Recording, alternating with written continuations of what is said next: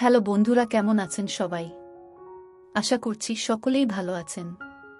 তো বন্ধুরা, আজকে তোমাদের জন্য নিয়ে এলাম খুবই মজাদার একটি ঘটনা। তাই ভিডিওটা শুরু থেকে শেষ অবধি দেখবেন। আশা করছি অনেক মজা পাবেন। এবার আসল ঘটনায় আসা যাক। অফিসে যাওয়ার আগ মুহূর্তে আমার স্ত্রী যখন আমার কাছে জানতে চাইল আমি তার ছোট বোনের বিয়েতে কি উপহার দিব, তখন আমি বললাম, তুমি তোমার পছন্দমতো কিছু একটা কিনে দিও।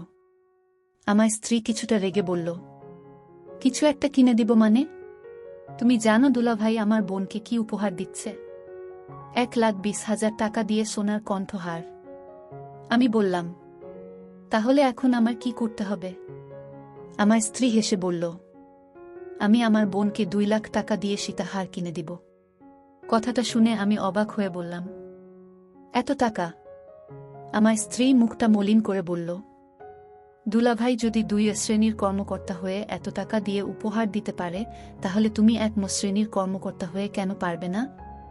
এখন তুমি যদি দুলাভাইয়ের চেয়েও কম দামের উপহার দাও, তাহলে বাপের বাড়িতে আমি মুখ দেখাতে পারব? আমি কিছুটা বিরক্ত হয়ে বললাম, আচ্ছা ঠিক আছে, অফিস থেকে আসার পর তোমায় টাকা দিচ্ছি। কথাটা বলে আমি বাসা থেকে বের হয়ে গেলাম। অফিসে এসে রায়হান সাহেবের ফাইলটা ভালো করে দেখে বললাম, আপনার তো দেখছি কাগজপত্রের কিছুই ঠিক নেই। আমি এই প্রজেক্টে সাইন কিভাবে করি বলেন তো?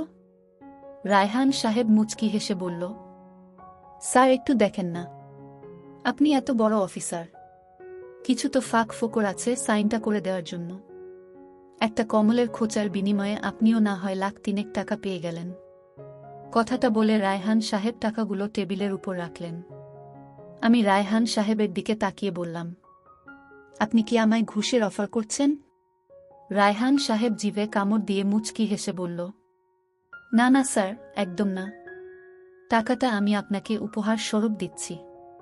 আপনি ভাবিকে নিয়ে না হয় থাইল্যান্ড গিয়ে 3 দিনের একটা ট্যুর দিয়ে আসলেন। আমি টাকাগুলো ড্রয়ারে রেখে মুচকি হেসে বললাম, আপনি তো দেখছি পাকা খেলোয়াড়। ঠিক আছে, আমি ফাঁক ফোকর খুঁজে কাল সাইন করে দিব। রায়হান সাহেব চলে গেলে আমি মনে মনে ভাবতে লাগলাম, যাক, শ্যালিকাকে সীতাহার কিনে দেওয়ার টাকার ব্যবস্থা হয়ে গেল। এমন সময় হাবিব নামের একজন কলিগ আমার রুমে আসলো। সে যখন বলল সে চাকরি থেকে রিজাইন নিতে চায়, তখন আমি খুব অবাক হয়ে উনাকে বললাম, তুমি এত ভালো একটা চাকরি ছেড়ে দিতে চাইছ? তুমি জানো এই চাকরির জন্য কত মানুষ দিনরাত পরিশ্রম করছে? হাবিব মুচকি হেসে বলল, স্যার, এই চাকরি করলে হয় আমাকে ঘুষ খেতে হবে, না হয় রাস্তায় মরে পড়ে থাকতে হবে। আমি অসত হতে পারবো না, আর রাস্তায় মরে পড়ে থাকতে চাই না। তাই চাকরিটা ছেড়ে দিচ্ছি। কথাটা শুনে আমি কিছুটা খোঁচা দিয়ে হাবিবকে বললাম, আমার জানা মতে আপনি আমাদের সেক্টরের সবচেয়ে বেশি ঘুষ খান। সেই আপনি কবে থেকে সৎ হলেন? হাবিব আবারও মুচকি হেসে বলল, যেদিন থেকে বুঝলাম আমার পাপের ফল আমার আপনজনরা ভোগ করছে। আমি প্রথম যেদিন 20,000 টাকা ঘুষ খাই, সেদিন বাসায় গিয়ে শুনি আমার ছেলেটার পা ভেঙে গেছে। 2 বার যখন 40,000 টাকা ঘুষ খাই, তার কয়েকদিন পর জানতে পারি আমার স্ত্রীর জরায়ুতে টিউমার হয়েছে। আর 3 বার যখন 1 লাখ টাকা ঘুষ খাই, তখন গ্রামের বাড়ি থেকে ফোন আসে আমার মা মারা গেছে। তারপরই আমি বুঝতে পেরেছি আমার ভুলটা। চলে যাবার আগ মুহূর্তে হাবিব আমার দিকে তাকিয়ে বলল, স্যার, আপনি অবৈধভাবে যদি 5 টাকা ইনকাম করেন, উপরওয়ালা আপনার থেকে বৈধভাবে 20 টাকা কিভাবে যে কেড়ে নিবে আপনি বুঝতেই পারবেন না। হাবিব চলে গেলে আমি ওর কথাগুলো একটু চিন্তা করলাম। বাসায় আসার পর আমার স্ত্রী যখন আমার কাছে টাকা চাইল, আমি তখন ওর হাতে আমার বেতনের টাকাটা তুলে দিয়ে বললাম, এইখানে 4-5 হাজার টাকা আছে।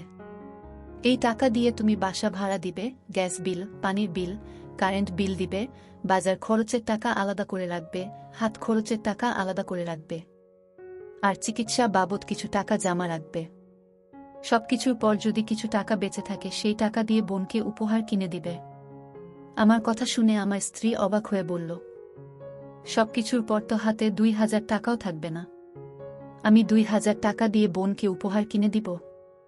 আমি রাগী চোখে স্ত্রীর দিকে তাকিয়ে বললাম, সংসারের সব খরচ চালানোর পর তোমার স্বামীর হাতে 2,000 টাকাও থাকে না, আর তুমি কোনো সাহসে বলো তোমার বোনকে 2 লাখ টাকা দিয়ে সোনার হার কিনে দিতে?